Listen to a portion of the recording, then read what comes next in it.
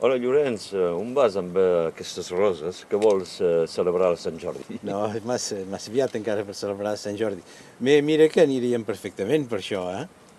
Et penses que això són ben bé les roses que són convenients per la Sant Jordi? Sí, perquè veus, són d'un vermell molt fort i pensa que la llegenda ens diu que Sant Jordi doncs, va anar a alliberar una princesa que era presonera d'un drac. I clar, com va matar el drac, la sang del drac va caure per terra i se va transformar en roses. Ah, això és molt bonic, eh? D'aquest color. És molt bonic. En tot cas, és una festa molt bonica i ben bé catalana.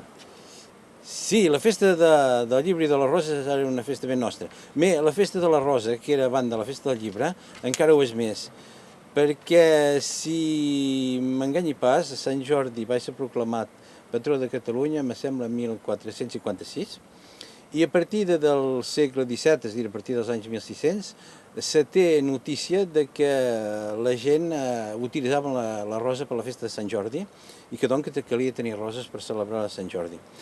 Llavors que la festa del llibre és una cosa del segle XX, perquè és a Espanya que se va instaurar la festa del llibre l'any 1926 i alguns anys més tard se va posar el 23 d'abril.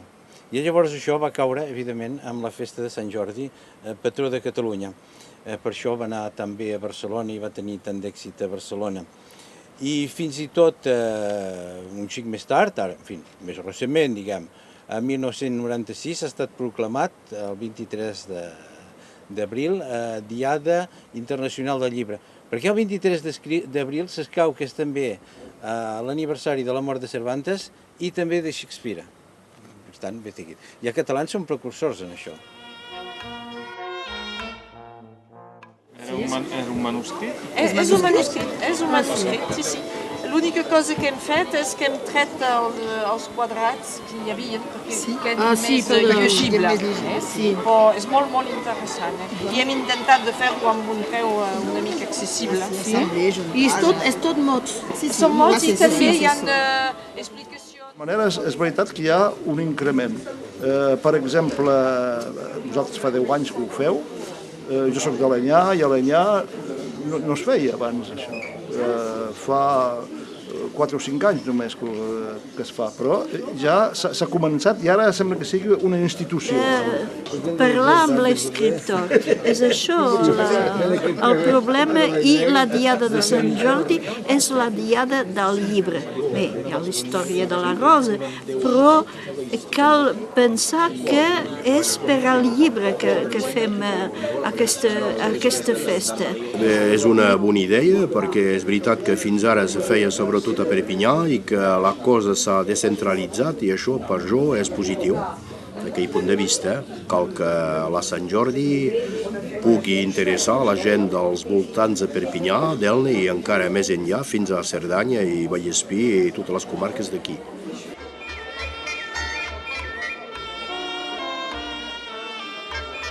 La rosa, doncs, la festa de la rosa i del llibre.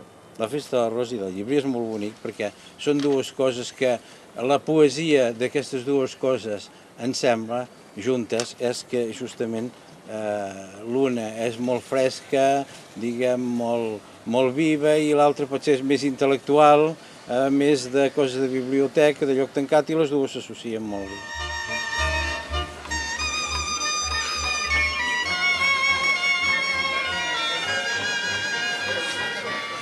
En aquesta quarta edició de la Sant Jordi a Sant Esteve notem una gran influència feminista, ja que hi ha una presència molt recurrent d'autores, d'una llibretera i també d'una viticultora.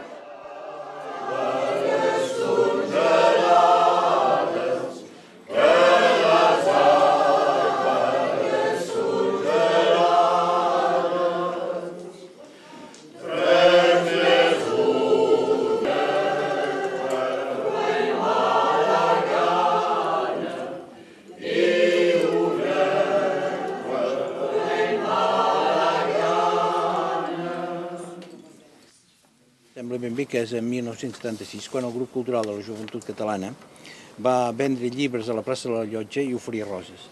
i d'ençà de llavors s'ha anat fent més o menys sempre quelcom, sobretot d'ençà que a Perpinyà, a partir dels anys 93-94 va començar a fer arrelar aquesta festa amb la municipalitat d'aleshores. I ara, doncs, és un xic a tots els vilatges de Catalunya Nord. Bon, jo penso que és el vostre treball, no? Això perquè si m'enganyi pas, tu ets el secretari de l'Associació Sant Jordi Catalunya Nord. Això mateix, sí. Sí, penso que fem un bon treball. Una presidenta molt dinàmica, la Mireia, i a més hi ha un equip molt entusiasta i molt voluntari i així podem treballar i em sembla que avancem de manera molt interessant. I l'any passat hi va haver molts pobles que van celebrar això. Aquí, a Cotlliure mateix, aquí, cada any fan una festa prou important, amb molts escriptors que venen i és una ocasió pels escriptors de parlar amb el seu públic, també, per llavors això, el més important per vosaltres. Sí, cada any n'hi ha més. Justament el que volem a Sant Jordi Catalunya Nord és ajudar els vilatges que organitzen alguna festa. Els reunim cada any en un congrés que fem a la primavera. L'any passat ho vam fer a Millars, l'any que ve ho fem a Bernat dels Banys i els hi posem a disposició material com cartell, prospectes i també els hi podem deixar una exposició que està molt ben feta i que explica tot això de la Sant Jordi.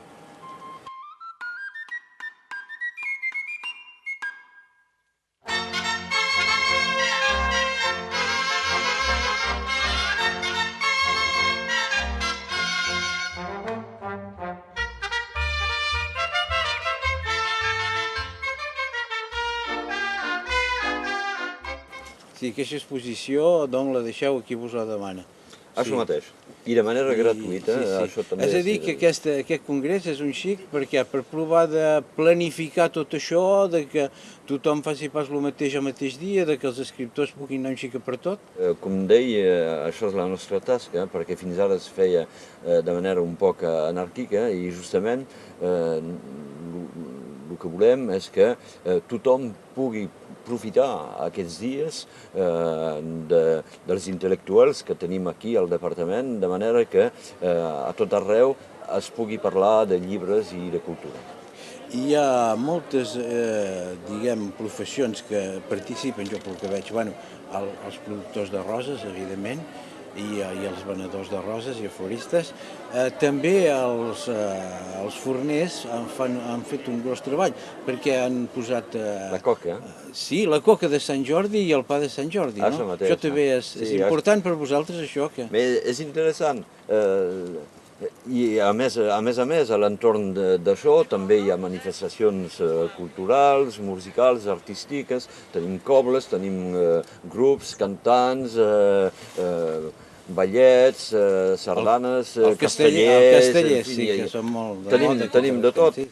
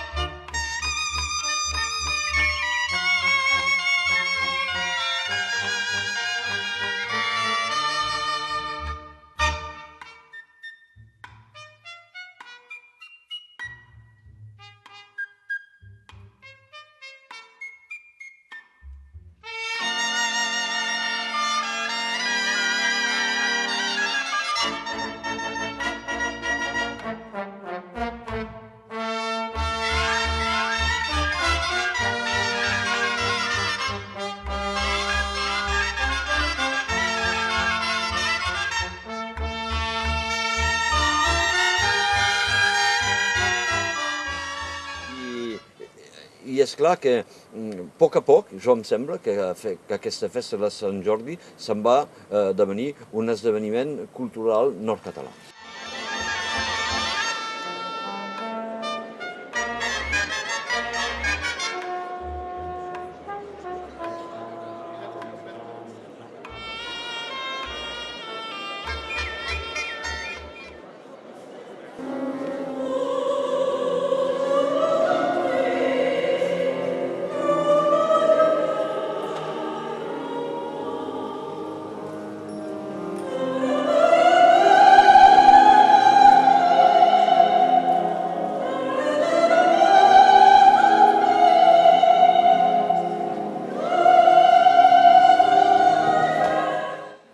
suposi que també teniu alguna ajuda d'alguna institució, no?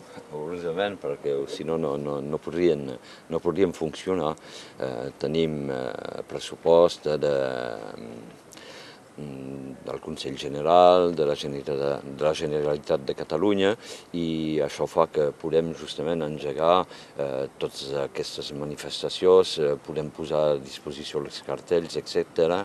I a més, enguany anem a fer un mitjà de comunicació modern, ja que anem a fabricar un DVD que explica el que és aquesta festa de la Sant Jordi aquí a Catalunya Nord, i aquest DVD serà distribuït a tot arreu en els pobles que en faran la demanda.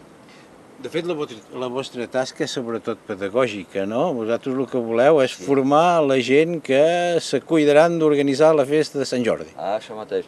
I el que esperem és que d'aquí a qualques anys no tinguem res més a fer, ja que tothom haurà pres en compte aquesta festa de la Sant Jordi. Hi ha un problema, és que s'arrisca pas en certs pobles la gent, quan pas entès bé, de desviar cap a una festa folclòrica, oblidant el principal, que és la rosa i el llibre. És que hi ha algun poble que hi ha aquest perill que faci una festa de Sant Jordi sense roses ni llibres? A nosaltres, Federació Sant Jordi Catalunya Nord, de posar un marc de manera que la gent no s'esgarri d'un mano de l'altre. Que comprengui ben bé, perquè clar, cadascú té el dret de fer el que vol, això és evident. Igual les roses de Sant Jordi típiques són aquestes, més si un altre en vol donar d'una altra manera. El que podem fer únicament és aconsellar, esclar. Clar, vosaltres veieu, la vostra tasca és aquesta, és d'explicar ben bé a la gent a què correspon aquesta festa, perquè hi hagi aquesta unitat dins la variació d'aquesta festa de Sant Jordi a Catalunya Nord. Avui dia és Sant Jordi, patró de Catalunya. Avui dia, del Maresme a la muntanya, ufanosa la catalana terra, adornada de ginestes i roselles, és un encantador i fabulós jardí. És una pura i tota senzilla meravella, té els colors de la nostra senyera. Quan el català s'allunya de l'estimada Catalunya, pensa només a una cosa, retrobar la gran festa del llibre de la rosa. Per la Sant Jordi, la catalana terra, florejada per roselles i ginestes, és un fabulós i encantador jardí, color de la nostra ben amada senyera.